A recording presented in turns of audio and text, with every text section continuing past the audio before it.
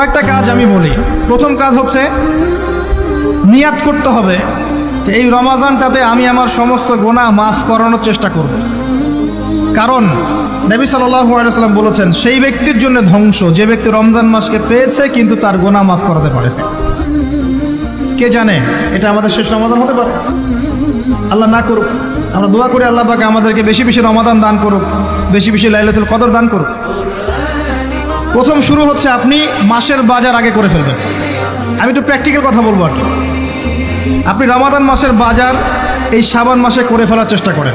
পারলে ঈদের শপিংটাও করে ফেলার চেষ্টা করেন। রমজান মাসে বেশি বাইরে যাবেন এবং টাকা পয়সা নিয়ে গিয়ে স্ত্রী সন্তানের হাতে দিয়ে দিবেন না, যাও বাইরে গিয়ে মার্কেটিং করে আসো। এই ভুলটা করতে যাবে, নিজে পরিবেশ নষ্ট করবে, রোজার যে আধ্যাত্মিকত্ব নষ্ট হবে, আরও হাজারটা যুবকের চোখের জানা করা প্রয়োজন নাই। আপনি পরিবারের কর্তা, লিস্ট করে ফেলেন, আপনাকে আল্লাহ পাক যতটুকু সামর্থ্য দিয়েছেন মূল জিনিসগুলো কিনে রেখে দেন, আর বাকি টুকটাক বাজার আপনি করবেন। আর যখন বাজারে যাবেন একটা দোয়া পড়বেন, আপনি 10 লক্ষ নেকি পাবেন ইনশাআল্লাহ। কত লক্ষ? 10 লক্ষ। দোয়াটা শিখাচ্ছি। দোয়াটা হচ্ছে লা ইলাহা ইল্লাল্লাহ ওয়াহদাহু লা শারীকা লাহু লাহুল মুলক ওয়া লাহুল হামদ ইউহয়ী ওয়া ইউমীত ওয়া হুয়া হাইয়্যুন লা ইয়ামুত বিয়াদিহিল খায়রু কুল্লুহু ওয়া হুয়া আলা কুল্লি শাইইন কাদির। একবার পড়লে 10 লক্ষ নেকি পাবেন বাজারে গিয়ে। কেন পাবেন? কারণ বাজার সবচেয়ে নিকৃষ্ট জায়গা, যেখানে গেলে মানুষ আল্লাহকে স্মরণ করে না। সেখানে গিয়ে আপনি আল্লাহকে স্মরণ করেছেন, এই জন্য আল্লাহ পাক নেকি দিবেন ইনশাআল্লাহ। আসেন, এটা করার পর ঈদের যে শপিংটার কথা বলছি, এটা এই কারণে বলছি, লাস্টের দশকে আমরা ঈদের শপিংয়ে বেশি ব্যস্ত থাকি, এতে করে লাইলাতুল কদরটা আমরা হারিয়ে ফেলি। লাস্টের দশক আমরা হয় ইতেকাফ করব, না হলে বাসায় নামাজ পড়বো, পরিবারবর্গকে নিয়ে রাত জাগবো। পারা যাবে ইনশাআল্লাহ? তারাবির নামাজ তো পড়বোই ইনশাআল্লাহ জামাতে। এবং আপনি 20 পড়েন আর 8 পড়েন, আপনি নামাজের কোয়ালিটিটাকে ভালো করার চেষ্টা করেন, নামাজের কোয়ালিটিটাকে বেস্ট করেন। ধীরে ধীরে তেলাওয়াত করেন, ধীরে ধীরে রুকু সেজদা করেন, নামাজটাকে এনজয় করেন। সময় নিয়ে, টাইম নিয়ে, 2 ঘন্টা সময় লাগুক, 3 ঘন্টা সময় লাগুক, এনজয় করে নামাজ পড়েন। আল্লাহ পাক তৌফিক দান করুন। এরপর শেষ রাতে আবার ওঠেন, পরিবারবর্গকে নিয়ে নামাজে দাঁড়ান, একসাথে জামাত করে নামাজ পড়েন, পরিবারে নফল নামাজ পড়েন, বাসায় বরকত হবে ইনশাআল্লাহ। রাত জাগেন, বেশি বেশি দোয়া করেন, একটু তেলাওয়াত করেন, একটু জিকির করেন, তাসবিহ তাহলিল করেন, রাতটা কাটিয়ে দেন। শেষের দশকে মার্কেটে ঈদের শপিং করতে যায় না। ঈদের খুশি আছে, ঈদের আনন্দ আছে, ঈদে ভালো পোশাক পরবো, সব ঠিক আছে। এই খুশি কাদের জন্যে? কদ আফলাহা মান তাযাক্কা ওয়া যাকারা ইসমা রাব্বিহি ফাসাল্লা। কার জন্য ঈদের খুশি? যে ব্যক্তি রমজান মাসে আত্মশুদ্ধি অর্জন করতে পেরেছে, রোজা রেখেছে, যাকাত দিয়েছে, নামাজ পড়েছে, লাইলাতুল কদরে রাত জেগেছে, তারাবি পড়েছে, ইত্যাদি ইত্যাদি। এই ব্যক্তি আত্মশুদ্ধি অর্জন করেছে, এই ব্যক্তির জন্য ঈদের খুশি। যে রমজান মাসে সিনেমা দেখেছে, সিনেমার শুটিং করেছে, পর্নোগ্রাফি দেখেছে, সুদ খেয়েছে, শিরিক করেছে, বেদাত করেছে, হারাম খেয়েছে, এর জন্য ঈদের খুশি। মানুষকে ঠকিয়েছে, ব্যবসায় মাল কম দিয়েছে, পণ্য মজুত করেছে, ইচ্ছা করে দ্রব্যের দাম বাড়িয়েছে, সরকারকে বিব্রত করেছে, জনগণকে দুর্ভিক্ষের দিকে ঠেলে দিয়েছে, এদের জন্য ঈদের খুশি? কখনো না। ঈদের খুশি তাদের জন্য যারা আত্মশুদ্ধি অর্জন করতে পেরেছে। আল্লাহ পাক বোঝার তৌফিক দান করুন, আমিন। এটা প্রথম টিপস দিলাম আপনাকে। এবার আসেন, আপনি রমাদানে প্ল্যান করবেন যে আপনার জীবনে বড় বড় পাপগুলো কি হয়েছে। এই পাপগুলো যদি মানুষের সাথে জড়িত হয়ে থাকে, আপনি মানুষের সাথে গিয়ে ক্ষমা নিয়ে নেবেন। কারো টাকা নিয়েছেন, দেন নাই, দিয়ে দিবেন। কারো সম্পত্তি পায়, দেন নাই, দিয়ে দিবেন। কারো হকটা নষ্ট করেছেন, গালি দিয়েছেন, গীবত করেছেন বা তহমত দিয়েছেন, অপমান করে ইত্যাদি, ক্ষমা চেয়ে নেবেন। রমাদান মাসে মানুষের হকটা দিয়ে দেন। আল্লাহর কাছে জড়িত যে পাপগুলো আছে, এটার জন্য ইস্তেগফার যথেষ্ট।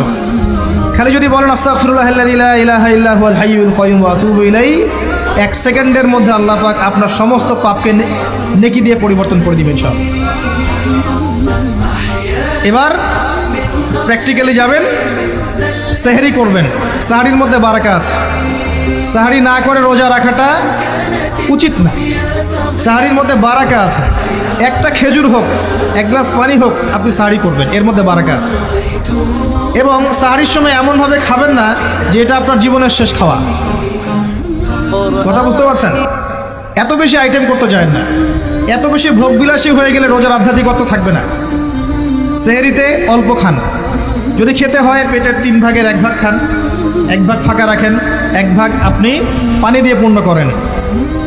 এখনকার কিছু তথাকথিত আশেখা রসুলের মতো হতে যায় না, যাদের ভুঁড়ির জ্বালায় চেয়ারে বসতে পারে না, এই কাজ করতে যায় না। এটা মুসলিমদের শোভা পায় না। আমরা পরিশ্রমী জাতি, কর্মঠ জাতি, আমাদের এইসব শোভা পায় না। এটাও শেষ জামানা হাদিসে আছে।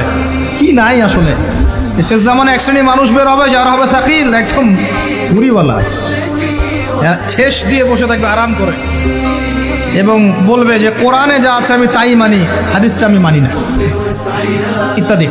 আসেন, সাহরির পরে রোজা রেখেছেন, 5 ওয়াক্ত নামাজ জামাতে পড়ার চেষ্টা করেন।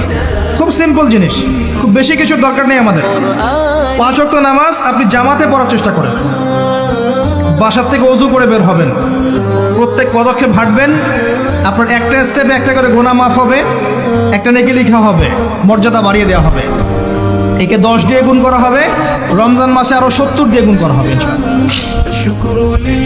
ফজরের নামাজটা জামাতে পড়লেন, নামাজটা জামাতে পড়ার পর আপনি বসে থাকবেন, কিছু সময় জিকির আজগার তাসবিহ তাহলিল করবেন, পারলে 1 পারা করে কোরআন তেলাওয়াত করবেন। রমাদান মাসে প্রত্যেক দিন 1 পারা করে কোরআন তেলাওয়াত করার চেষ্টা করবেন। 30 দিন 30 পারা, রমাদানে অ্যাটলিস্ট একটা খতম করা যাবে, অ্যাটলিস্ট একটা খতম চেষ্টা করা যায় না ইনশাআল্লাহ। ফজরের নামাজ হয়ে গেছে, আপনি কোরআন তেলাওয়াত করেন, 1 পারা পড়তে সময় লাগবে আধা ঘন্টা, 40 মিনিট, কারো 1 ঘন্টা। এরপর সূর্য উঠে যাবে, উঠে গেলে পরে আপনি 2 রাকাত ইশরাকের নামাজ পড়বেন, নামাজটা পড়ে বাসায় যাবেন। আল্লাহর নবী বলছেন সাল্লাল্লাহু আলাইহি ওয়াসাল্লাম, আপনার আমল নামায় একটা কবুল হজ, একটা কবুল ওমরার নেকি লেখা হবে ইনশাআল্লাহ। এবার রেস্ট করেন, বাসায় গিয়ে রেস্ট করেন। যখন ঘুমাবেন তখন ঘুমের সুন্নাহগুলো আদায় করেন, সূরা ফালাক নাস ইখলাস পড়েন, ফু দেন, দিয়ে গা মাসাহ করেন, আয়াতুল কুরসি পড়ে ঘুমান, ঘুমের দোয়া পড়ে ঘুমান, ঘুমটাও নাকি হবে ইনশাআল্লাহ। এরপর হয়তো আপনি কাজে যাবেন, চাকরিতে যাবেন, বা ব্যবসায় যাবেন, বা আপনি শিক্ষাক্ষেত্রে যাবেন, ইত্যাদি ইত্যাদি। যে ক্ষেত্রেই যান না কেন আপনি মনে রাখবেন আপনি রোজাদার। যে ক্ষেত্রেই যান আপনি মনে রাখবেন আপনি রোজাদার। আমি কারোর সাথে এখন ঝগড়া করতে পারবো না, কারোর সাথে এখন মারামারি করতে পারবো না, আমি কারো গীবত করতে পারবো না, আমি মিথ্যা বলতে পারবো না, আমি মাপে কম দিতে পারবো না, আমি জনগণকে ঠকাতে পারবো না, আমি রোজাদার। এটা মনে রাখবেন।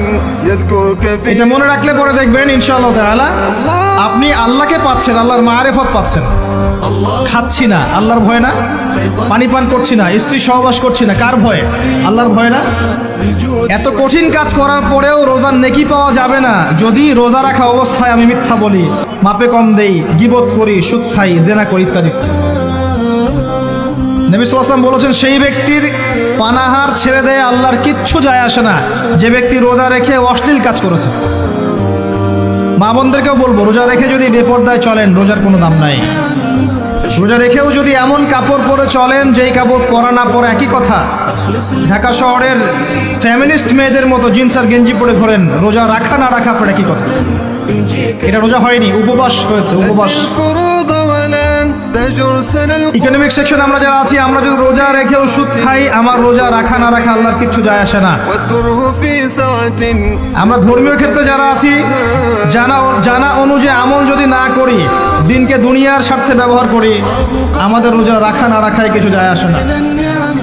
আমরা যদি মিথ্যা বলি, অন্যের গীবত করি, অশ্লীল কাজ করি, গার্লফ্রেন্ডের সাথে সময় কাটাই, ওর সাথে কফি খেতে যাই, ডেটিং করতে যাই, এই যে ফেসবুকের মাধ্যমে চ্যাটিংয়ে প্রেম করি, ইউটিউবে অশ্লীল ভিডিও দেখি, পর্নোগ্রাফি দেখি, ইত্যাদি ইত্যাদি, এইসব রোজা রাখা না রাখা আল্লাহর কিচ্ছু যায় আসে।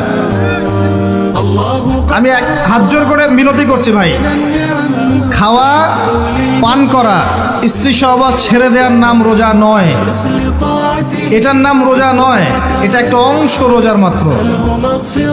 রোজা রেখে আল্লাহর যাবতীয় হারাম ত্যাগ করলে পরে রোজা হবে ইনশাআল্লাহ। এই কাজগুলো করার চেষ্টা করি, আল্লাহ পাক তৌফিক দান করুন। واذكره في ساعة রোজা রাখা অবস্থায় আপনি বেশি বেশি জিকির করবেন।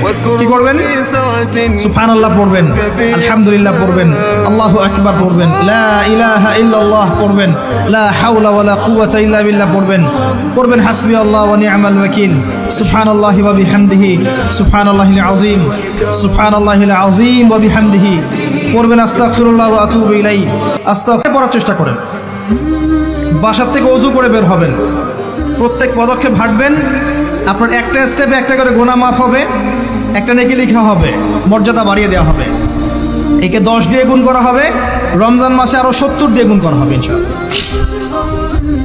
ফজরের নামাজটা জামাতে পড়লেন, নামাজটা জামাতে পড়ার পর আপনি বসে থাকবেন, কিছু সময় জিকির আজগার তাসবিহ তাহলিল করবেন, পারলে 1 পারা করে কোরআন তেলাওয়াত করবেন। রমাদান মাসে প্রত্যেক দিন 1 পারা করে কোরআন তেলাওয়াত করার চেষ্টা করবেন। 30 দিন 30 পারা, রমাদানে অ্যাটলিস্ট একটা খতম করা যাবে, অ্যাটলিস্ট একটা খতম চেষ্টা করা যায় না ইনশাআল্লাহ। ফজরের নামাজ হয়ে গেছে, আপনি কোরআন তেলাওয়াত করেন, 1 পারা পড়তে সময় লাগবে আধা ঘন্টা, 40 মিনিট, কারো 1 ঘন্টা। এরপর সূর্য উঠে যাবে, উঠে গেলে পরে আপনি 2 রাকাত ইশরাকের নামাজ পড়বেন, নামাজটা পড়ে বাসায় যাবেন। আল্লাহর নবী বলছেন সাল্লাল্লাহু আলাইহি ওয়াসাল্লাম, আপনার আমল নামায় একটা কবুল হজ, একটা কবুল ওমরার নেকি লেখা হবে ইনশাআল্লাহ। এবার রেস্ট করেন, বাসায় গিয়ে রেস্ট করেন। যখন ঘুমাবেন তখন ঘুমের সুন্নাহগুলো আদায় করেন, সূরা ফালাক নাস ইখলাস পড়েন, ফু দেন, দিয়ে গা মাসাহ করেন, আয়াতুল কুরসি পড়ে ঘুমান, ঘুমের দোয়া পড়ে ঘুমান, ঘুমটাও নেকি হবে ইনশাআল্লাহ। এরপর হয়তো আপনি কাজে যাবেন, চাকরিতে যাবেন, বা ব্যবসায় যাবেন, বা আপনি শিক্ষাক্ষেত্রে যাবেন, ইত্যাদি ইত্যাদি। যে ক্ষেত্রেই যান না কেন আপনি মনে রাখবেন আপনি রোজাদার। যে ক্ষেত্রেই যান আপনি মনে রাখবেন আপনি রোজাদার। আমি কারোর সাথে এখন ঝগড়া করতে পারবো না, কারোর সাথে এখন মারামারি করতে পারবো না, আমি কারো গীবত করতে পারবো না, আমি মিথ্যা বলতে পারবো না, আমি মাপে কম দিতে পারবো না, আমি জনগণকে ঠকাতে পারবো না, আমি রোজাদার। এটা মনে রাখবেন। في ساعة এটা মনে রাখলে পরে দেখবেন ইনশাআল্লাহ তাআলা আপনি আল্লাহকে পাচ্ছেন, আল্লাহর মারিফত পাচ্ছেন। খাচ্ছি না আল্লাহর ভয় না, পানি পান করছি না, স্ত্রী সহবাস করছি না, কার ভয়ে? আল্লাহর ভয় না। এত কঠিন কাজ করার পরেও রোজার নেকি পাওয়া যাবে না যদি রোজা রাখা অবস্থায় আমি মিথ্যা বলি, মাপে কম দেই, গীবত করি, সুদ খাই, জেনা করি ইত্যাদি। নবী সাল্লাল্লাহু আলাইহি ওয়াসাল্লাম বলেছেন, সেই ব্যক্তির পানাহার ছেড়ে দেয় আল্লাহর কিচ্ছু যায় আসে না, যে ব্যক্তি রোজা রেখে অশ্লীল কাজ করেছে। মা বোনদেরকেও বলবো, রোজা রেখে যদি বেপরদায় চলেন রোজার কোনো দাম নাই। রোজা রেখেও যদি এমন কাপড় পরে চলেন যেই কাপড় পরা না পরে একই কথা, ঢাকা শহরের ফ্যামিনিস্ট মেয়েদের মতো জিন্স আর গেঞ্জি পরে ঘোরেন, রোজা রাখা না রাখা পরে একই কথা। এটা রোজা হয়নি, উপবাস হয়েছে, উপবাস।